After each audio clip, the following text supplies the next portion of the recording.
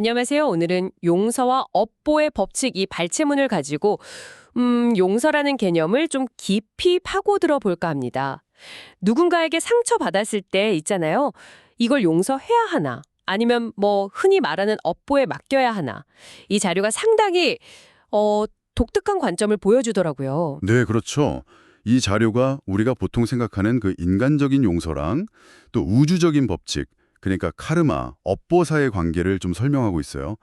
단순히 그냥 용서하면 좋다, 이게 아니라 카르마 법칙에서 보면 용서가 어떤 의미고 또 용서하지 않으면 어떤 결과가 오는지 뭐 그런 걸 이야기하죠. 오늘 그 핵심을 한번 같이 보시죠. 네, 근데 자료에서 딱 처음부터 좀 어쩌면 받아들이기 약간 어려울 수도 있는 이야기가 나오네요.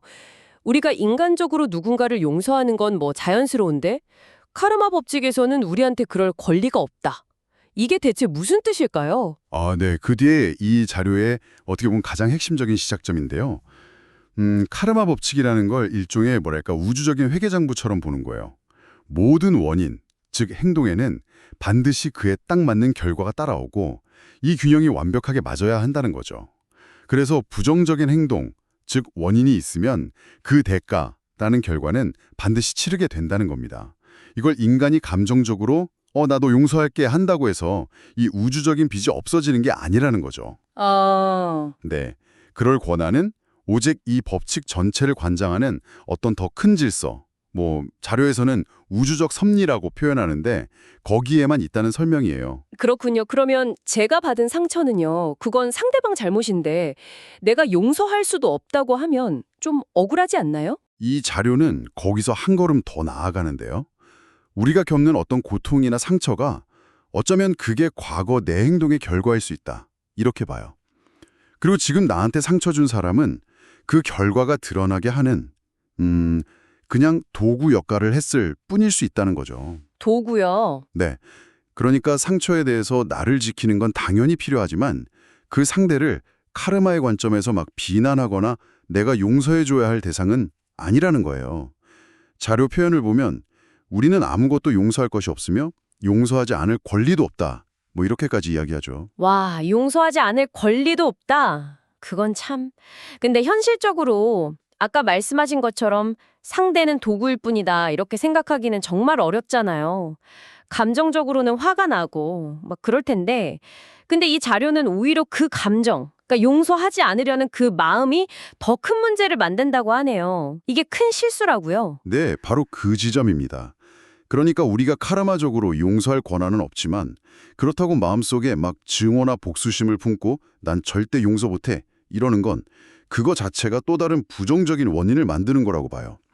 이렇게 새로 만든 용서 안함이라는 원인이 결국엔 몇 배로 커져서 자기한테 돌아온다고 경고하거든요.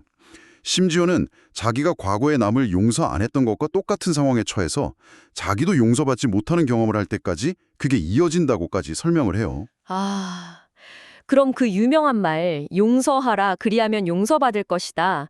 이게 그냥 좋은 말이 아니라 거의 법칙 같은 거네요. 그렇죠. 그런 맥락에서 이해할 수 있는 거죠.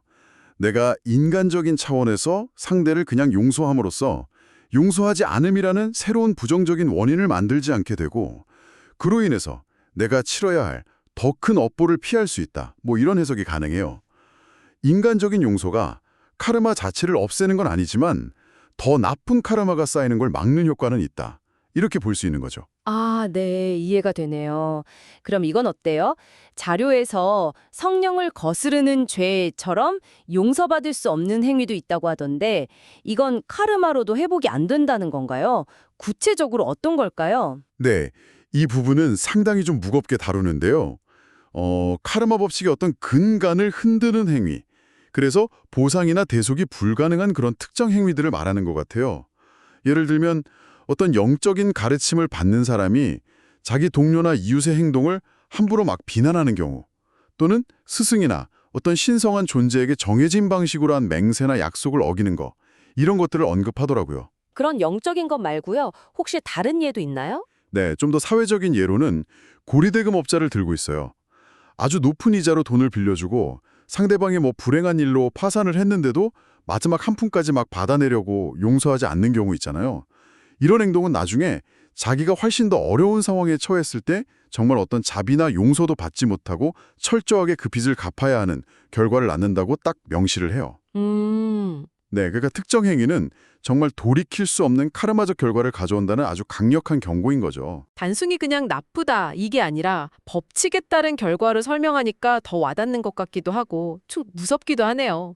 오늘 이렇게 용서와 업보의 법칙 발췌문을 보면서 용서에 대해 정말 다른 시각을 많이 알게 됐습니다. 그 인간관계에서의 감정적인 용서랑 또 눈에 보이지 않는 우주적인 법칙 사이의 어떤 관계? 그리고 내가 용서하지 않는 마음이 오히려 나에게 더 큰 짐이 될 수 있다는 거. 다시 생각해보게 되네요. 맞습니다. 이 자료는 우리가 겪는 상처나 용서의 문제를 그냥 내 개인적인 감정으로만 볼 게 아니라 좀 더 큰 법칙의 관점에서 한번 돌아보게 만드는 힘이 있는 것 같아요. 당신에게는 이 관점이 어떻게 다가오시나요? 혹시 당신이 누군가에 대한 감정이나 정의라는 개념을 바라보는 방식에 어떤 새로운 질문을 던지고 있지는 않은지 한번 조용히 생각해 보시는 것도 좋겠습니다.